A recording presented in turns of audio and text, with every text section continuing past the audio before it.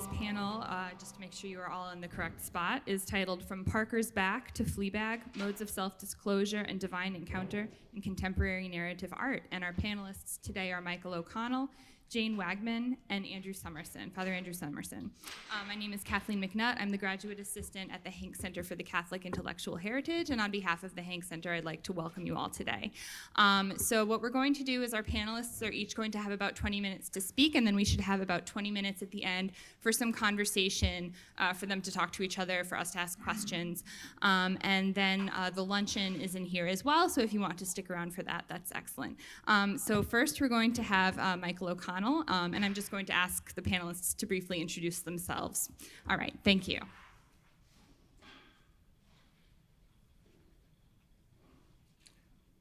Where's the mouse? Aha, okay. It's a little awkward. Okay, so I'm Michael O'Connell. I'm a professor, assistant professor at Siena Heights University in Adrian, Michigan. I went to grad school here at Loyola. So,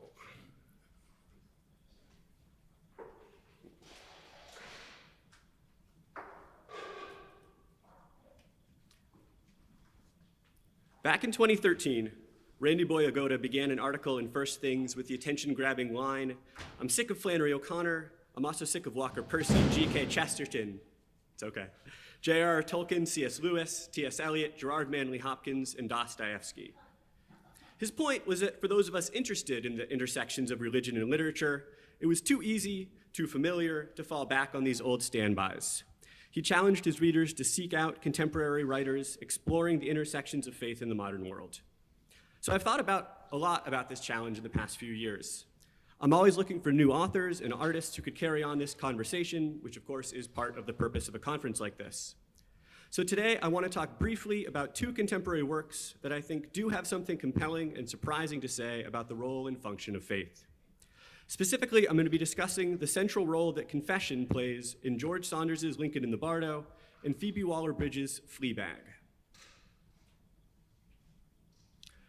Both works are popular and critically acclaimed. Saunders' novel won the 2017 Man Booker Prize, and I'll be very surprised if season 2 of Fleabag doesn't come home with a bucket full of Emmys. I think it's on Sunday. It was nominated for 11 this year for everything from writing to directing to acting to overall best comedy. Both works indicate that one way to counter isolation and despair is through the kind of honesty, vulnerability, and transformative grace found in confession.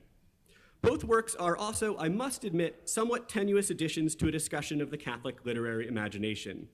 Fleabag is a show featuring an avowedly secular protagonist, written by a woman who's not Catholic, who's not, as far as I've been able to tell, religious at all, though she did attend Catholic school for a period when she was young.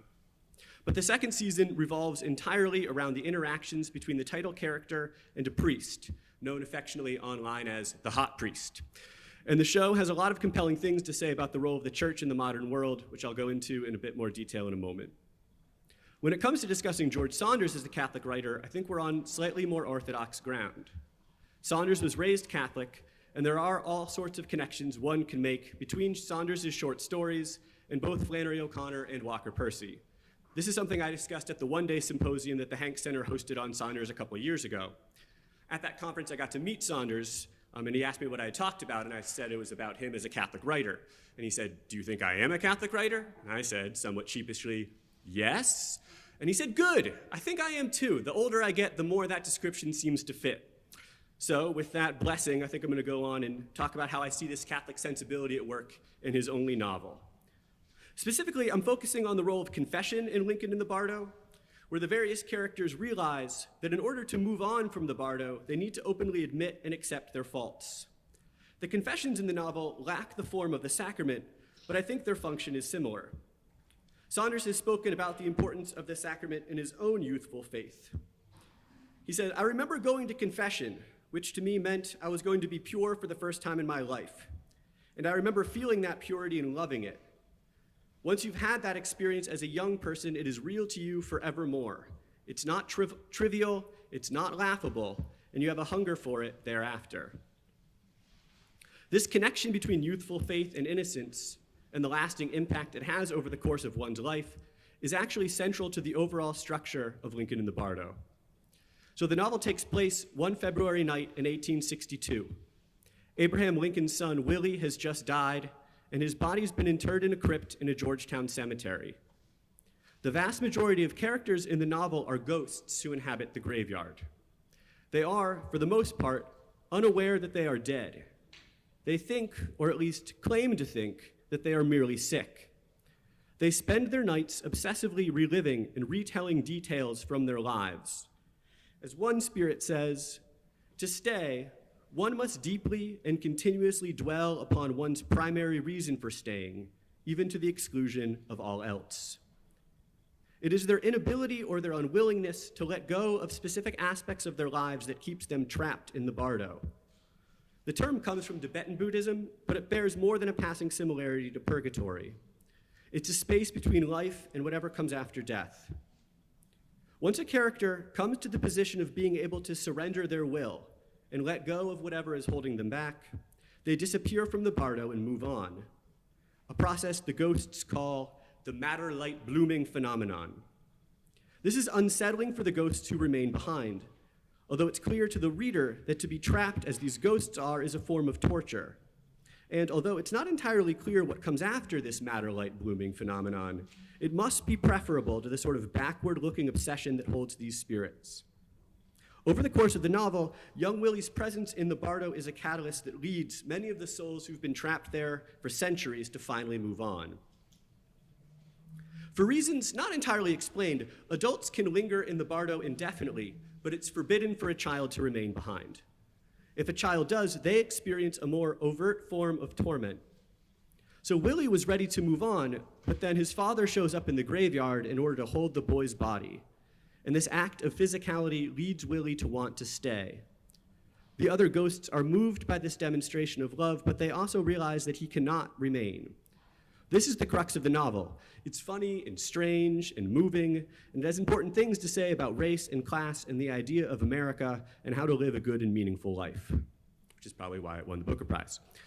But for our purposes, what's most compelling here is that it's a prize-winning novel that's focused on one of the great mysteries of faith, what happens after we die.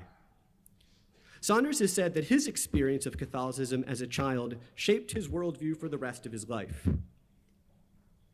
Once a person has a glimpse of mystery, he is always going to be seeking that. And this emphasis upon an attempt to seek out the underlying mystery of existence is, according to the literary critic Mary Reichert, one of the defining features of Catholic literature. She writes, one aspect that sets a Catholic vision apart from a strictly deterministic theory of existence is that it's open to supernatural mystery, the existence of another world beyond that of the senses, to which human beings are ultimately oriented. Saunders says something similar, claiming, we live in an incredibly material time. We think that it just so happens that in this generation we are fully equipped to know all there is, and we can know it logically and via the senses, period. And this inclination leads us to be very rational and data-reliant and pragmatic and mystery-defying. And yet mystery is real. We have no satisfactory answers for any of the biggest questions. So in this novel, we see him tackling the biggest question, and the premise takes it as a given that the spirit will live on, that our actions in life have some impact upon the disposition of our soul after death. The afterlife depicted here is not strictly Christian, though there is one character, the only one in the cemetery who knows that he is dead, who is a Christian minister, and his vision of death and judgment is explicitly tied to his Christian faith. But Saunders makes it clear that he doesn't want to limit the depiction of the afterlife to anything too familiar or dogmatic. He writes, one of the things I tried to do was use the word bardo as opposed to purgatory, partly to help the reader not to bring too many preconceptions to it. Whatever death is, we don't know what it is. So in a book about the afterlife, it is good to destabilize all the existing beliefs as much as you can.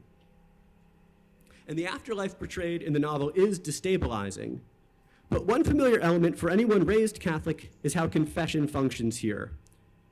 On a number of occasions, spirits are only freed to move on from this place after they've met what they've done wrong in life, the things that are holding their souls back. As one newly arrived soldier said, I am trapped here, And I see of this instant what I must do to get free, which is tell the truth, and all shall be. But then he hesitates because he doesn't want to tell, to admit his faults. But then he continues on, dictating a letter to his wife in which he admits infidelity and asking her and God for forgiveness. His soliloquy ends with him saying, I cry out to you in hopes that you and he who hears and forgives all will hear and forgive all, and allow me to leave this wretched. And before he can even finish the confession, we see the madder-light blooming phenomena, and he is gone. We see a more developed version of this toward the end of the novel, when the two primary narrators, Hans Vollmann and Roger Bevins III, also go through a form of this confessional process.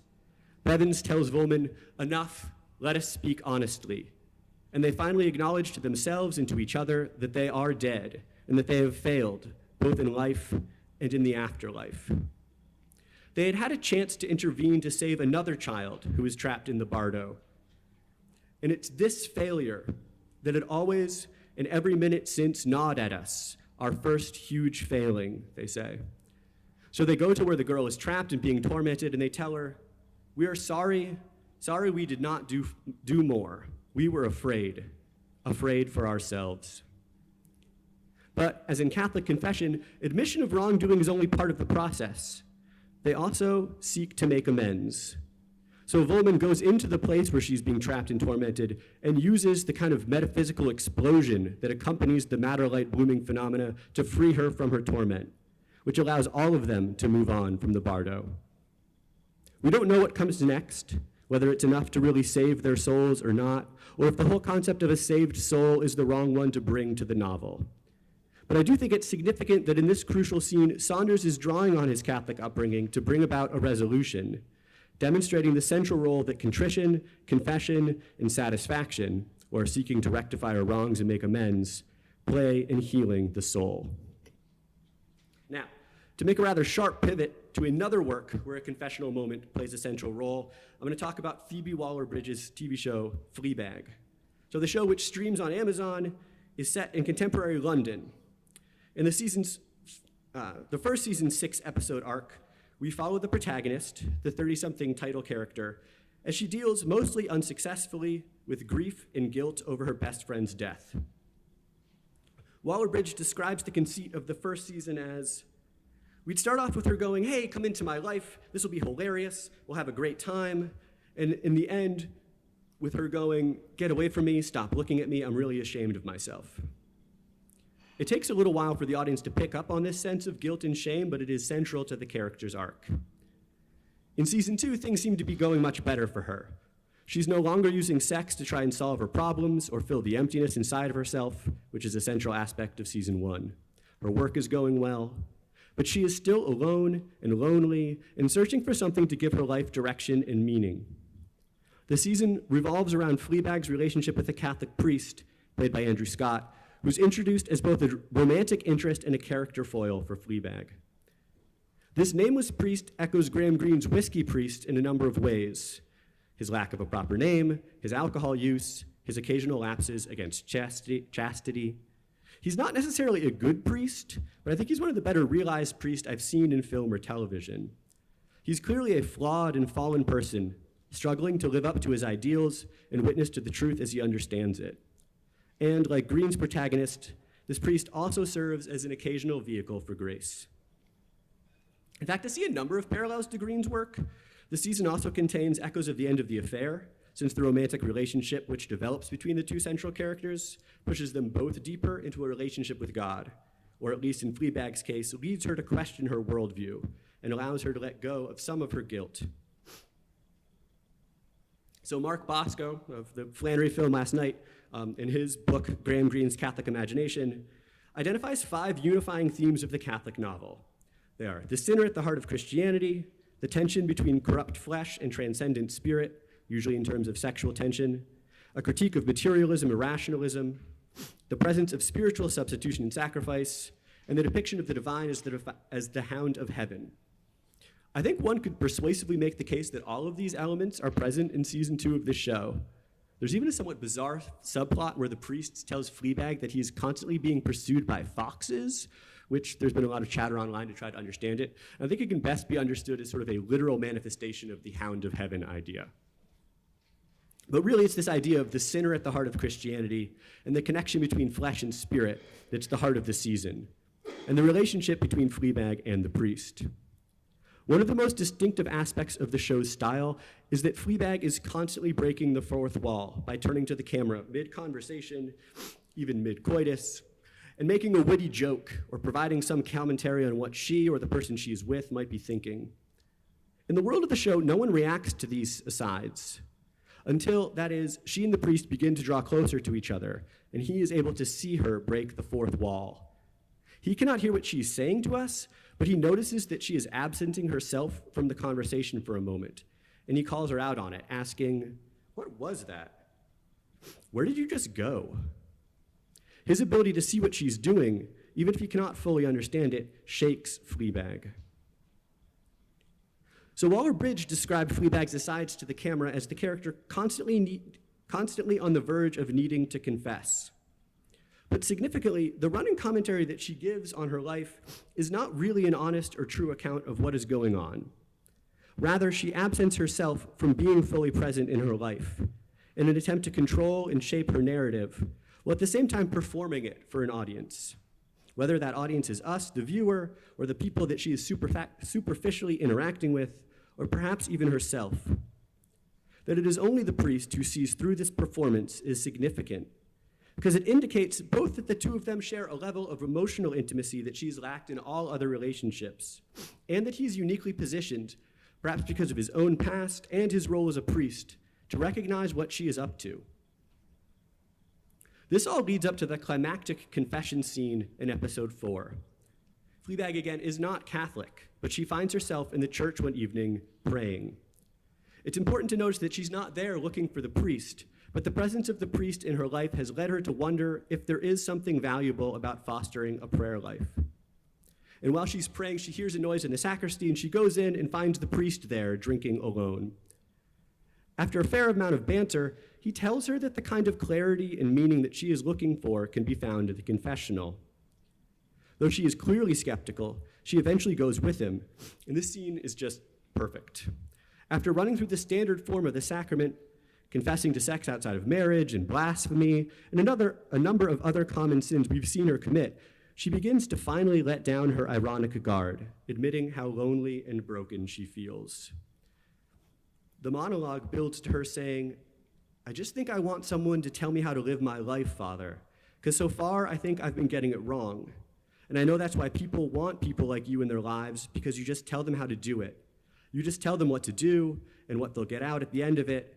And even though I don't believe your bullshit, and I know that scientifically nothing I do makes any difference in the end anyway, I'm still scared.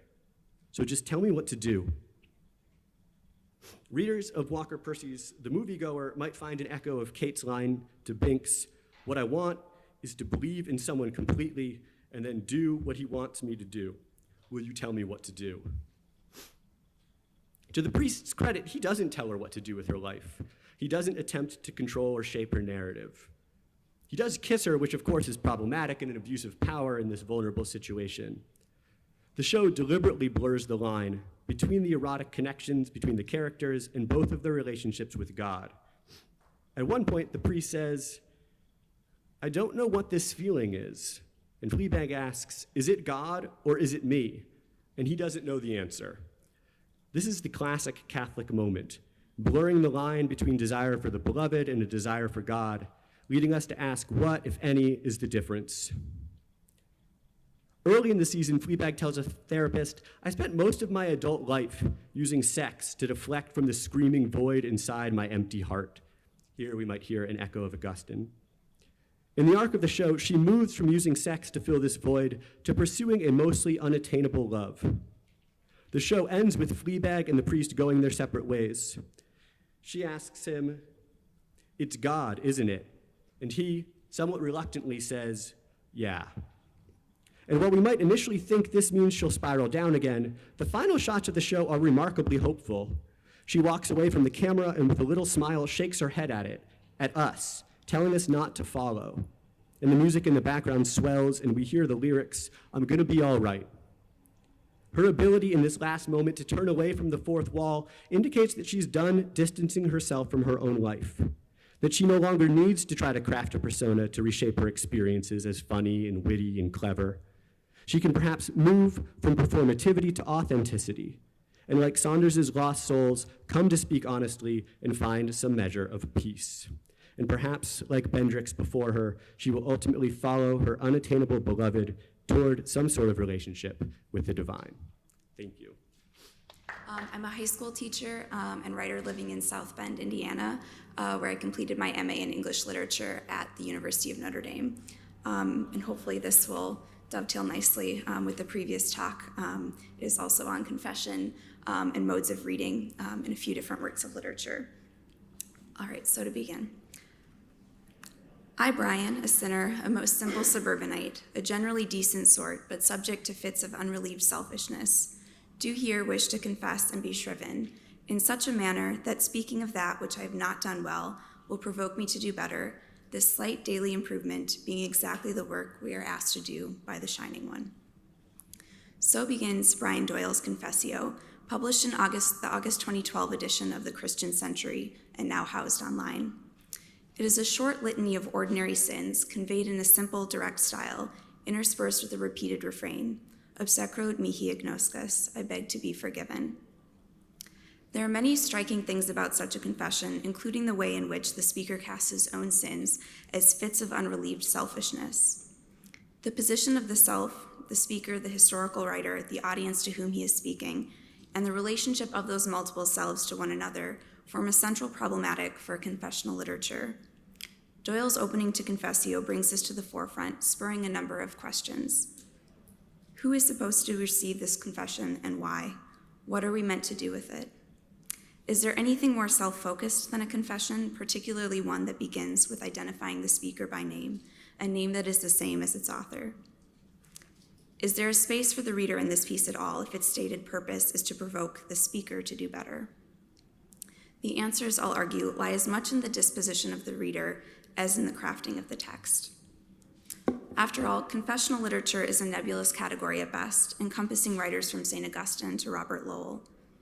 So rather than address confession as a genre, I'd like to focus on the ways in which readers receive confessional writing in its various forms. In particular, I'll argue that a sacramental view of reading opens up such texts by calling our attention to moments of mystery and communion, moments facilitated by slips in voice, ineffability, and, at times, an uncomfortable accompaniment in suffering. I'll begin by describing how a sacramental reading fits into critiques of symptomatic reading, particularly the psychoanalytic tradition. Then I'll show how a sacramental reading can inform our understanding of three works of literature. I'll conclude with a brief reflection on how the digital age has impacted our view of readership and confession, which underscores the need for attentiveness to how texts develop or preclude relation. Critiques of symptomatic reading are certainly not new, with Marcus and Best's introduction to surface reading and representations dating back a decade now, and engagements with Ricoeur's hermeneutics of suspicion extending back farther still. Commonly associated with the works of Marx, Freud, and Nietzsche, which subsequently gave birth to the fields of Marxist and psychoanalytic literary theory, symptomatic reading operates from the assumption that a text's meaning is suppressed below its surface. The goal of the critical reader is to unmask, uncover, or diagnose the meaning which the text unknowingly obscures. Rita Felsky's The Limits of Critiques takes up this conversation and, as her title suggests, points out the limits of such an approach, which has predominated literary criticism for decades. Felsky doesn't seek to attack a hermeneutics of suspicion, but rather to describe its methods and motivations, as well as its shortcomings. Namely, Felsky argues that as much as suspicious readers claim critical distance, they are spurred by the affective experience of unmasking the text. While this stance of superiority over the text can produce insightful and oftentimes pleasurable readings, it also comes at a cost. Referencing the work of Alexander Shand, Felsky notes that while the consequences of suspicion for the individual are often beneficial, its implications for communal life can be catastrophic. An elusive emotion that combines elements of fear, anger, and curiosity, suspicion constitutes an asocial form of affect that sows the seeds of division and conflict. In confessional works, then, suspicious reading finds two footholds. First, in the reader, who does not take the surface of the confession at face value, but rather distrusts its apparent openness and seeks to find what the speaker withholds. And second, in the speaker, who, self-aware of the reader's gaze, attempts to preempt such a diagnosis. Both the reader and the speaker, then, are susceptible to the asocial form of affect that Felsky describes.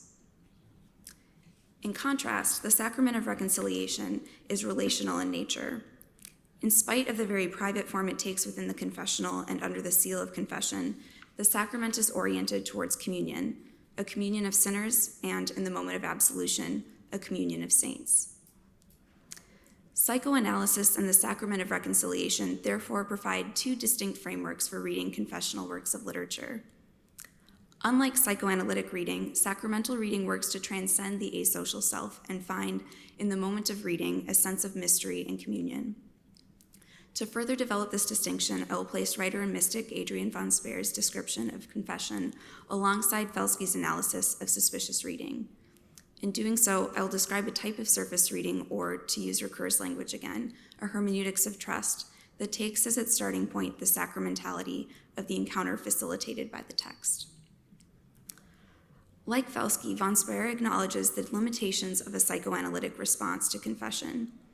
Contrasting sacramental confession with the kind of divulgences individuals offer in dialogue or psychoanalytic treatment, von Speer notes that while the methods and techniques of psychoanalysis are beneficial, offering, quote, help and relief by reaching back to something already present in the person, end quote, they constrict a person's understanding of self and the world by creating a rigid framework to which future problems must conform. The end result is that, quote, rather than opening up the richness and fullness of the real world to them, this self-expression abbreviates and explains away everything that does not fit into the rigid method of analysis, end quote. Both Felsky and von Speer therefore emphasize the ability of a psychoanalytic framework to explain, uncover, and heal, but simultaneously point to its limitations for communion and mystery. The Sacrament of Confession, in contrast, does not allow for asocial detachment because the penitent is obligated beyond him or herself. In von Speer's words, the act of speaking with someone about my life does not oblige me further. Afterward, I can experience a certain feeling of gratitude or of awkwardness toward the person who has listened to me, but I remain the free person who can detach himself again. Confession is not an individual act in the same sense. Nothing in it can be isolated. The act of confession expressly involves the whole person, his whole life, his whole worldview, his whole relationship to God.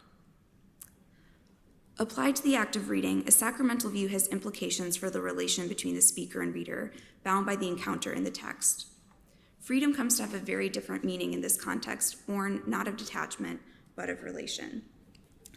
Marcus and Best, in their explanation of surface reading as an alternative to symptomatic reading, note that, quote, attentiveness to the artwork as itself is a kind of freedom. They advocate drawing closer to the text rather than distancing oneself from it, accepting what it purports to say rather than assuming that the true meaning is necessarily suppressed. Such an approach not only frees the reader from a predetermined agenda, it also frees both speaker and reader from an imbrication within themselves. This freedom allows the reader a flexibility of perspective as she moves between the speaker and recipient. The encounter between reader and speaker in the act of reading allows the reader to take on the speaker's confession while still remaining distinct from it. This type of relation parallels von Speer's description of confession in the life of the Son. Although the Son takes on each penitent's sin and suffering, the sin itself remains not his own. The Son stands between the Father, to whom the confession is ultimately directed, and humankind, who offers the confession. In literature, then, the confession passes through the particular reader en route to another ultimate recipient imagined by the text. Even though the confession is directed beyond the individual reader, the reader nonetheless remains essential. Unlike a private journal or prayer, and unlike a letter or poem given to a single recipient, the receipt of a literary work by an intermediary reader creates its own communion through a shared readership. This understanding of relation also changes the way in which the reader views gaps in the text. Although both a sacramental and a symptomatic reading include an acknowledgement of such gaps, their explanation differs. In a sacramental reading, the speaker grasps for something that cannot be contained or pinned down, while in a symptomatic reading, the speaker suppresses an unfavorable truth. The first necessitates continual confessions that may come closer but will never account for all. The second suggests that the meaning can be correctly detected or diagnosed, which would cease the need for further accounts. So in sum, in a sacramental confessional reading, the reader's relationship to the speaker and text parallels that of the priest, and therefore of the son, in confession. Positioned in between the speaker and ultimate imagined recipients, the reader simultaneously identifies with the speaker and a distinct other. Situated in the middle, the reader becomes more attuned to the communal nature of the text, particularly slips in voice, gaps, and struggles with ineffability that point to the text's uncontained mystery. I'd like to turn now to 3 texts that illustrate how a sacramental approach can open up our reading of them, beginning with Sylvia Plath's poem, Tale of a Tub. The poem develops 2 competing visions of the bathroom scene it describes. The first, a starkly mechanical portrait that catalogs the objects of the room. The second, a highly fantastical depiction that imagines it to be populated with various sea creatures. These 2 gazes, the childhood one capable of viewing the monsters, and the adult one that sees the bathroom for what it is, parallel the distinction between a sacramental and psychoanalytic view of confession, respectively.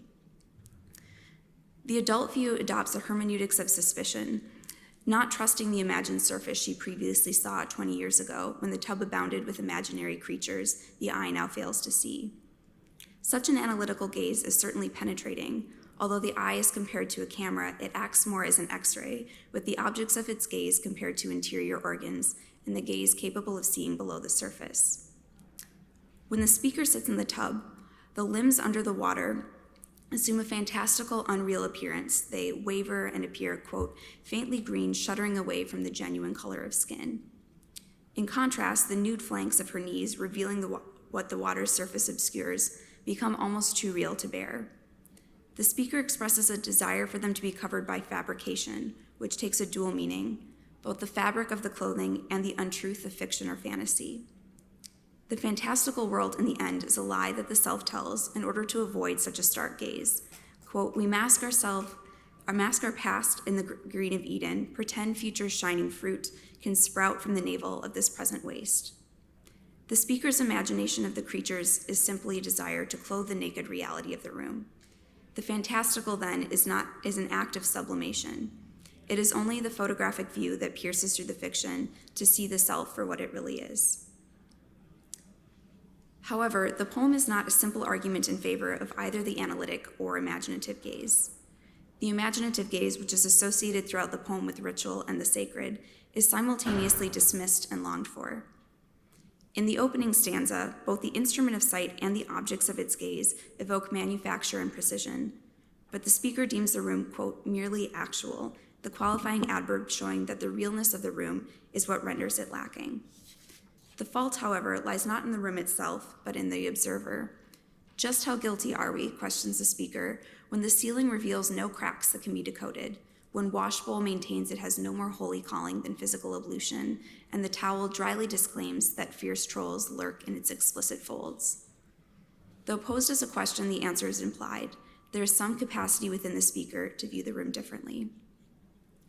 As readers, the poem offers us a choice between these 2 views as well.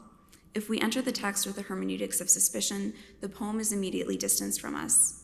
We might seek to penetrate its surface and reconcile the competing desires of the speaker, who claims distaste for the biblical fictions that mask reality, and yet associates reality with lack, guilt, and fault of sight.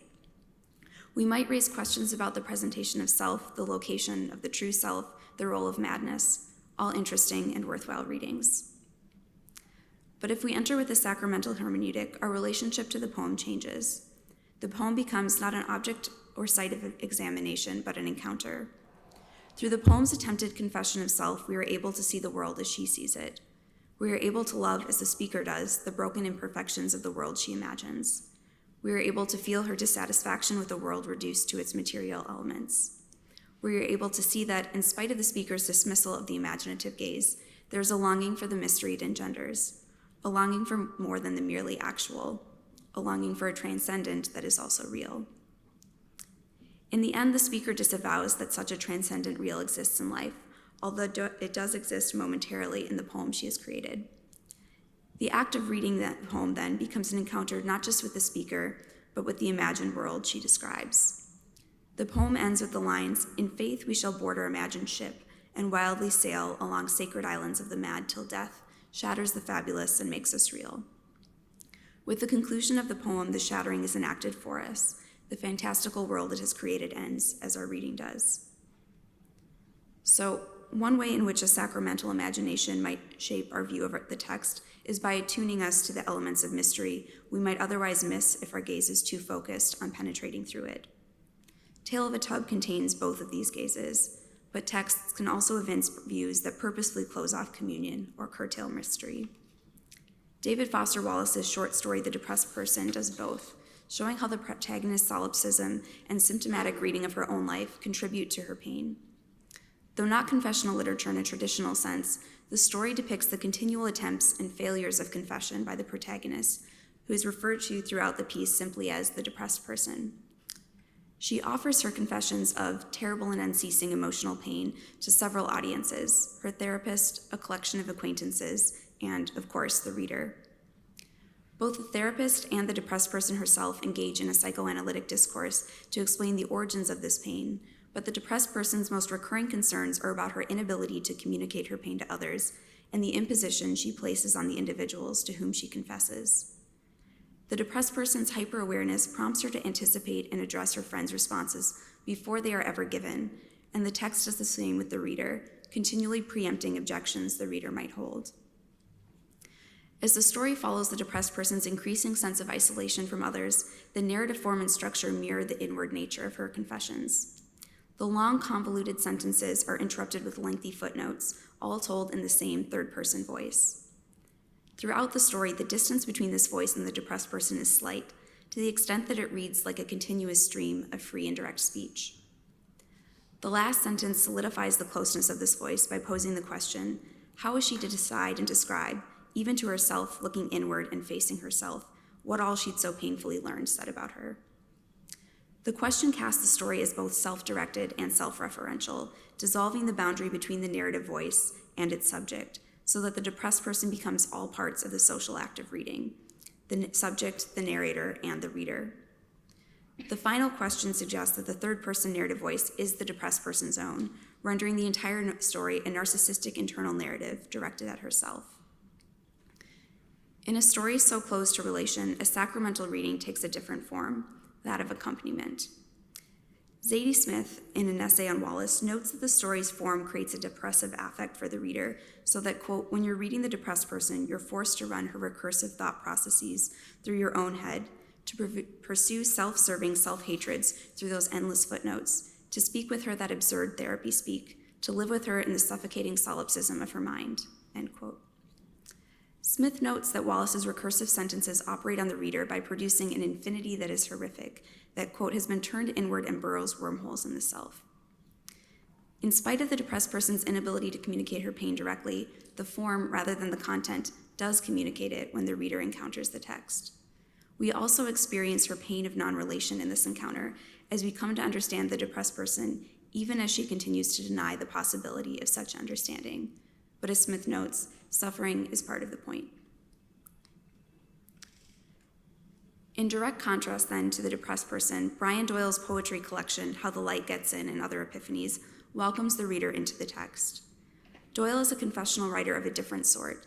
In the first poem of the collection, Poem for Your Wife After Years of Marriage, he lays bare not what is shocking or socially inappropriate, but rather what is simultaneously order and inexpressible.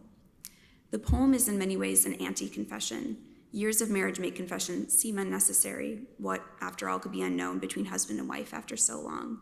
And the first line of the poem casts all the subsequent confessing as hypothetical, saying, here's what I would like to say to you that I never say to you.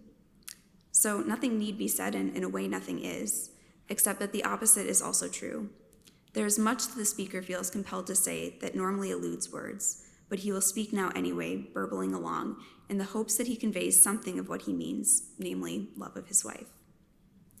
Although he acknowledges barriers to communication just as the depressed person does, the barriers are not anti-relational, but rather a sign of mystery. And where are we, the readers, throughout all of this? Doyle's second person offers the perfect entrance into the poem, both as speaker and as recipient. The title of the poem states that it is a poem for your wife after years of marriage. Forget that you are not the speaker and possibly have no wife after years of marriage. The poem's title makes the speaker's experience your experience, confessed and spoken by you as well. But even as you speak it, you receive it too. Following the title, the poem apostrophizes the wife. It is what the speaker would like to say to you. And so you become also the wife, the one to whom these things are said. Herein lies the primary mystery of a sacramental reading, that the reader becomes like the confessional son, who is one person with two natures. The individual reader does not cease to be, and yet she is both the speaker and the ultimate recipient. The son likewise does not cease to be one person, but he takes on both the human and the divine. He identifies with the confession of sin even though it is separate from him. He receives the confession of sin even though it is ultimately directed to the Father. In the Sacrament of Confession, the priest stands in this role. In the sacramental literary imagination, the reader. So a few final thoughts. In the digital age, it has become increasingly easier to be unmindful of the relations initiated by the written word. The self-referential asocial disposition illustrated by the depressed person is easy to assume, particularly when confessions take the form of online postings to a large amorphous public. Confessions of self often become no more than a means of defining one's identity to oneself, for oneself, professing a desire for community while asserting individual experience to the extent that the speaker denies the possibility of being understood. It is equally easy then to read with the hermeneutics of suspicion. When the text places us at a distance, it is easy to maintain that distance. When a text offers a surface that seems too simple, as Doyle's poem, or too fantastical, as Plath's, it is easy to suspect that its true meaning cannot be what it purports, and therefore miss the encounter that it offers. It is not ultimately a case of throwing away a hermeneutics of suspicion, but rather of becoming more aware that this is the dominant hermeneutic in which we operate, and acknowledging, as Felsky suggests, its limits. Plath's poem again serves as an illustration here. The suspicious gaze that sees down to the bone, that diagnoses the underlying psychic motivation, is not necessarily wrong, but it is at some point unsatisfying. And so we turn to other hermeneutics, not because the current one is not good, but because it is not enough. If we return to where we began, with Doyle's Confessio, we'll find an ending that relieves the speaker's previously unrelieved selfishness by calling the reader into relation in spite of the fact that the speaker's sins, both confessed and admitted, remain his own. There are many more things under heaven that I could here confess, but I'm going to use the lovely excuse that time grows short and the end of the page draws near. So I beseech the reader to ascribe many more sins, large and small, to me, and leave them nameless, except to him who knows every feather of every sparrow, and assume my guilt and shame and apologia, and join me here, as we say, in a small voice, but with a wild heart, obsecro ut mihi agnoscus. Thank you.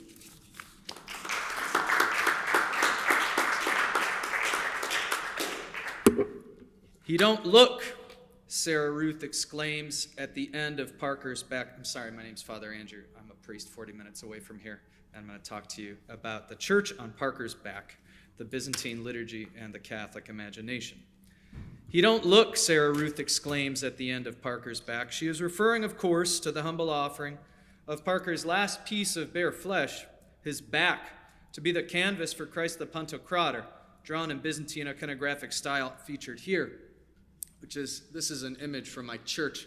I tried to get all my church ladies to go get matching tattoos of Christ on their back. But the next best thing is to get a 50-foot painting of it hanging over their head every Sunday to scare the bejesus out of them. Anyways, Sarah Ruth's Southern vernacular presents the reader with a double meaning. He don't look is later explained as passive, meaning we can't look upon him. God is spirit, and no man shall see his face. Neither can this tattoo look in an active way with the all-demanding eyes that Parker experienced in the tattoo parlor, for the dead idol has eyes but cannot see. Sarah Ruth's position is not simply due to the fact that she functions as a heretical foil to O'Connor's literary theology of the Incarnation. More ironically, Sarah Ruth is blind to the reader's perspective. Parker's choice in Christ the Pantocrator as his final tattoo is the convergence of his life's experiences, his marriage to Sarah Ruth included. But what exactly are we looking at when we consider Parker's tattoo? Much has been said about the engagement of the theology of Byzantine iconography in relation to Parker's back.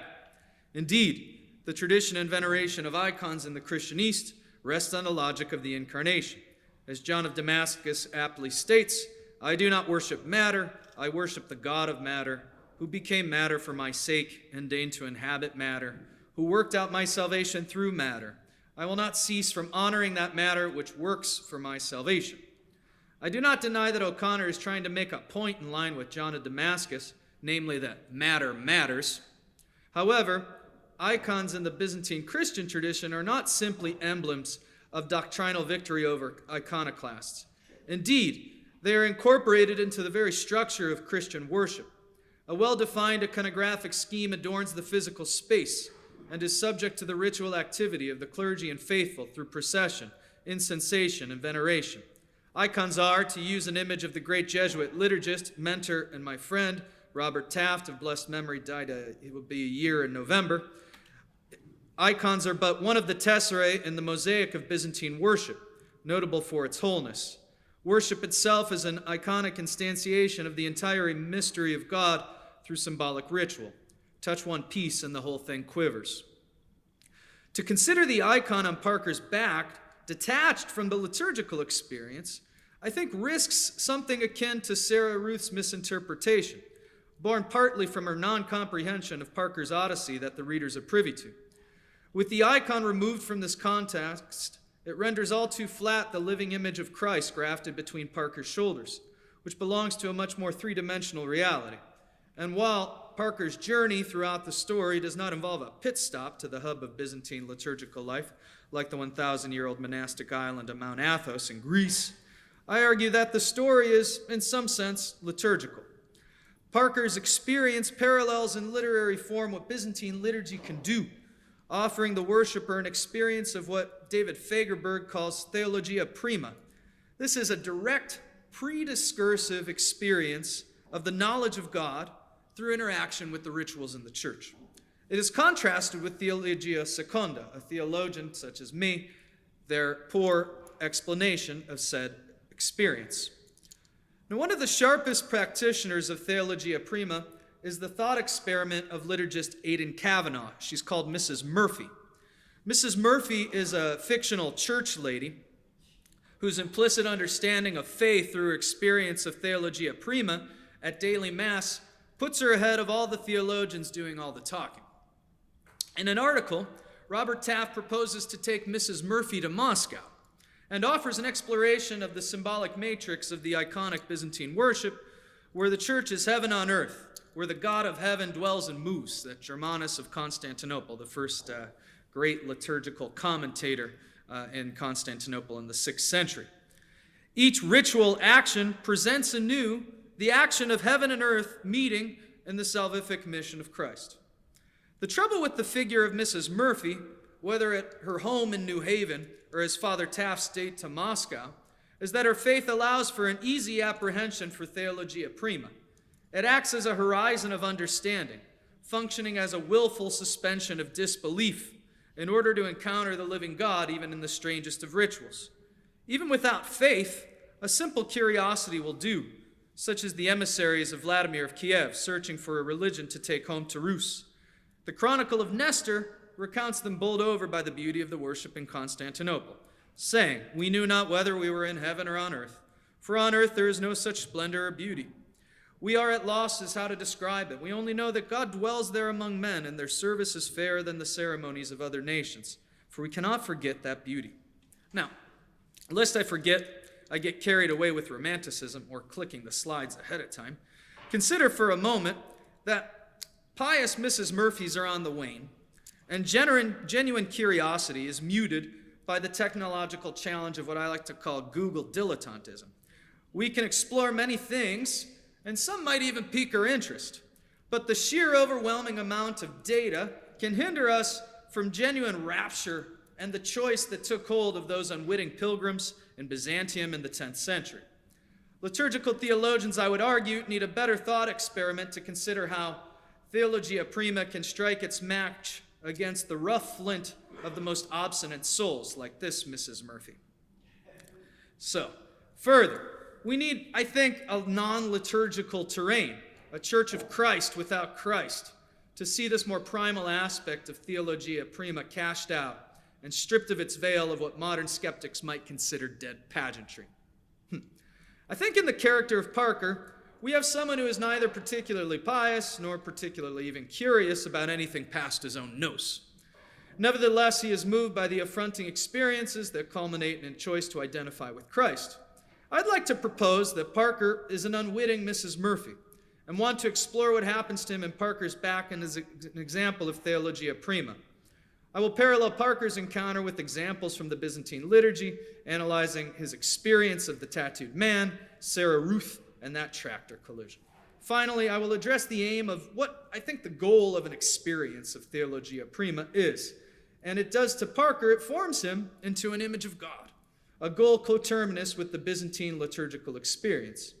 By contextualizing the iconography on Parker's back and the worship of the Byzantine church, while exploring the effects of Theologia Prima paralleled in O'Connor's story, we can come to a greater understanding of what Byzantine liturgy, the second most celebrated rite in the Catholic Church, can help to do to form the Catholic imagination. Number one, experiencing alterity. A decisive moment in Parker's life occurred when he was 14. He saw a man at a fair tattooed head to foot. Parker, mesmerized by the arabesque of the composition of the man's tattoos, opens himself up to wonder, which the narrative puts in striking existential terms. Parker had never before felt the least motion of wonder in himself, until he saw the man at the fair. It did not enter his head that there is anything out of the ordinary about the fact that he existed. This experience pushes Parker into the Navy, the perfect life fit to adorn his ordinary loaf of bread frame with body art as he sailed from port to port. The arabesque of the tattooed man and his allure is an easy parallel with iconography. We can all admit it. In both, the viewer is faced with a strange and unfamiliar aesthetic. The image of the tattooed man contains on his skin all the elements to facilitate an encounter with otherness. It impresses on the young Parker more than just another sense experience, but one that disturbs him from his ordinary flow of life, to use a term of Gabriel Marcel, one that shakes him outside himself. This occurs through the strangeness and exoticism of the tattooed man, who stretches the bounds of the human figure to contain something more than what it could before. We hear on his muscles, it's as if the men and beasts and flowers on his skin appeared to have a subtle motion of its own. In the same way, icons offer an occasion of alterity. As works of art, they deliberately do not offer the precise realism of a photograph. The canons of iconography demand a distortion of naturalism in order to get at a spiritual reality. As David Fagerberg writes, an iconographer is not trying to draw a person. He's not trying to draw an abstract depiction of a holiness. Rather, he's trying to draw a holy person. The iconographer is required to construct a figure that holds these realities in tension, and this balancing act amounts to this play with realism, and it facilitates an encounter with alterity. But not only do images adorn the Byzantine church, but the entire structure of the liturgy is aimed at uniting the physical and spiritual realities. The prayer of the little entrance, which we see here, this little entrance, this procession at the beginning of the liturgy, it reminds us of the worship of the church that mirrors the angelic worship of heaven. This is what he's praying right now. Lord our God, who established the orders and armies of angels and archangels for the service of your glory in heaven, make this entrance an entrance of your holy angels, concelebrating with us and glorifying your goodness. For to you is due all glory, honor, and worship, Father, Son, and Holy Spirit, now and ever and forever. Amen. More than just prayers, the entire symbolic activity of the church is aimed at revealing these spiritual realities. Maximus the Confessor will note this very clearly in his mystagogy on the liturgy in this way, and of note, they don't just unify heaven and earth. I think one important thing is it also compressed time, unifying different moments. Now, this example of John the Forerunner, John the Baptist, does that really well for us, okay? Here he's depicted with angel wings, which sets us back into the prophecy of Malachi that we hear at the beginning of Gospel of Matthew. He's a messenger, or really in the literal sense, an angelos, an angel. He wears his camel hair shirt that we hear about, historically at the beginning of the Gospel. He's holding this baby Jesus in this very whimsical way. In other instances, he's actually holding his own head, foretelling his death. And his dispassionate face and this halo shows him in his divinized state in heaven. Hence, the icon holds together a view of John the Baptist that carries us through the prophecies about him to the eschatology about him as well.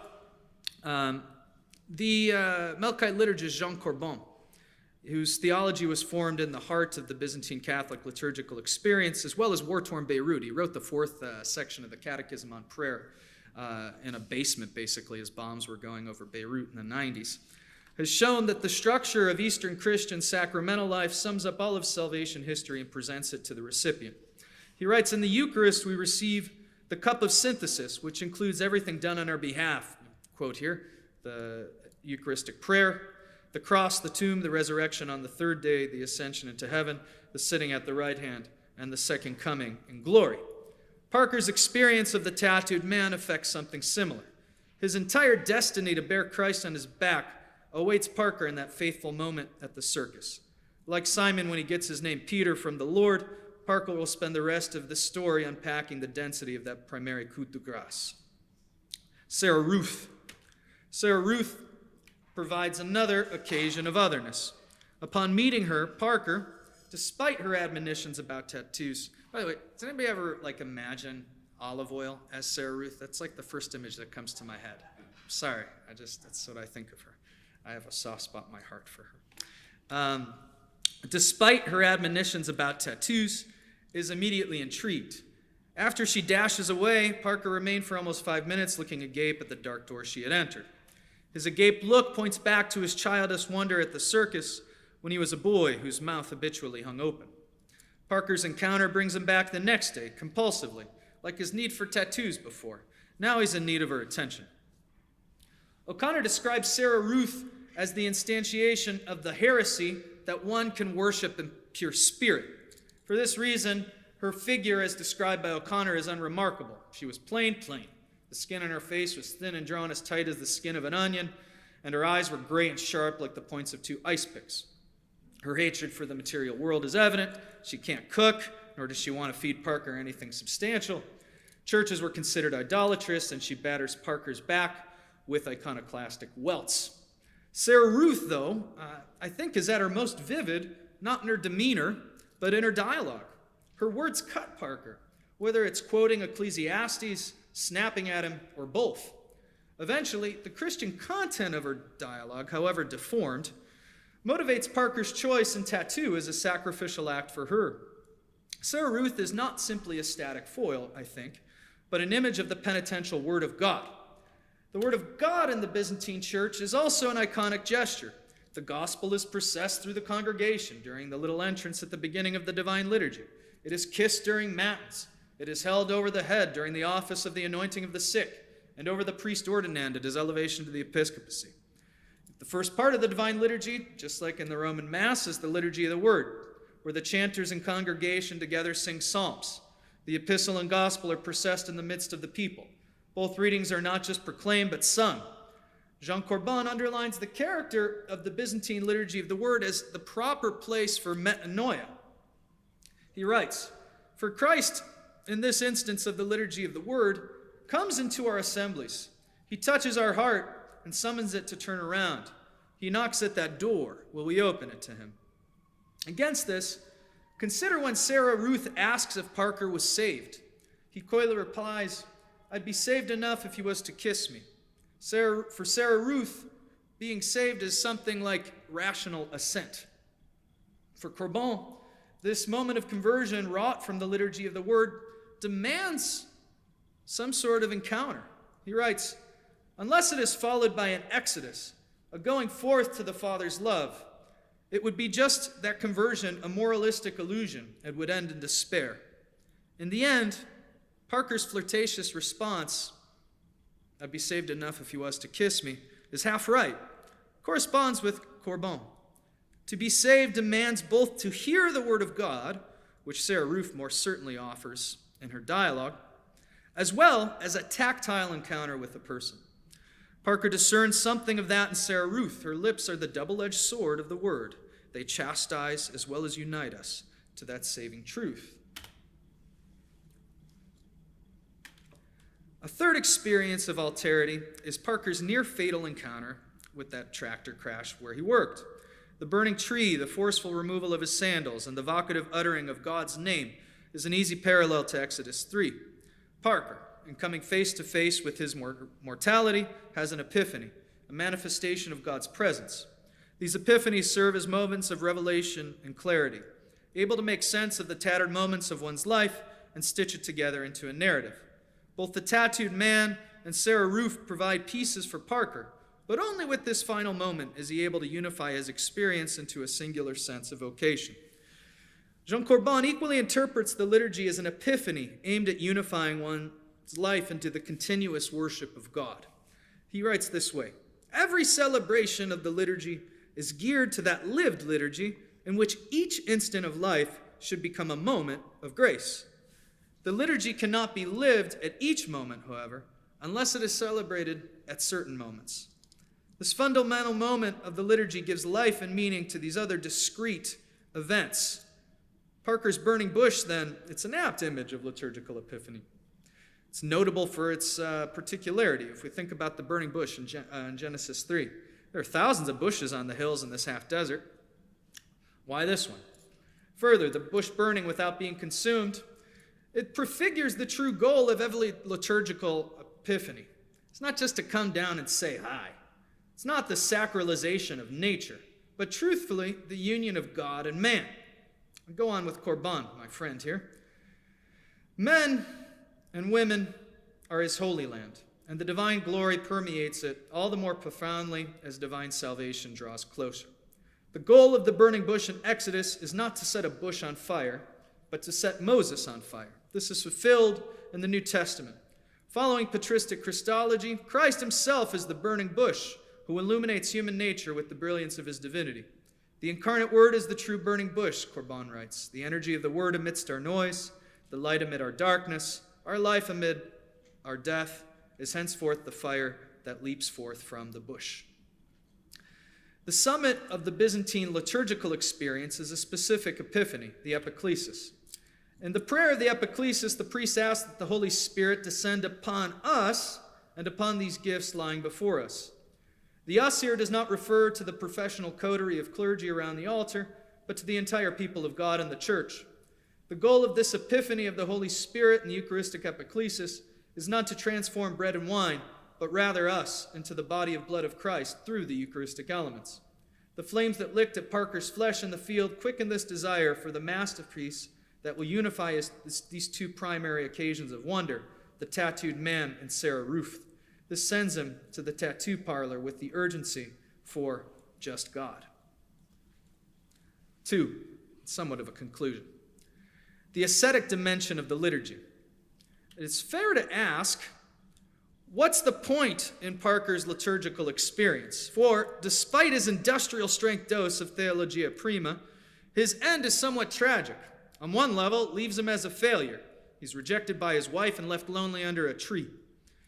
David Fagerberg has argued that the goal of liturgy is to capacitate us for union with God by opening us up to receive this infinite presence of Him. This activity of capacitation necessarily requires asceticism. Now, rather than grace building on nature, liturgical asceticism will come out, and Fagerberg uses this language, it comes out of an anthropological maximalism. It looks at what man and woman were meant to be at the beginning and sees the command to grow from the image of God into the likeness of God. Understood in these terms, the ascesis of the liturgy aims at chipping away the block of marble to reveal the image of God in each of us. The reason for this asceticism is that oftentimes our intentions at self-disclosure and self-construction end in self-deception, like this Fleabag thought here. Parker's path is one, I think, marked by self-delusion. His attempts to imitate the exoticism of the tattooed man end odd. We're told that the effect of his tattoos was not one of intricate arabesque of colors, but of something haphazard and botched. His self-concept is off, considering himself irresistible to women because of his tattoos. Note his disbelief of Sarah Ruth's displeasure when she initially expresses disdain for his tattoos. Yet, he continues even this self-delusion into marriage, pretending the woman he worked for is interested in order to get a rise out of Sarah. His attitudes toward his wife, oscillate between public complaint and private devotion. He presents himself as a typical irritated husband when he tells the tattoo artist he should have never married her. I should have never have done it. I ought to leave her. She's done and got pregnant. The narrator explores the ironic dissonance as Parker lay in bed at the Haven of Light Christian Mission, where he longed miserably for her, despite what he said to the tattoo artist. Or in the alley after the bar fight.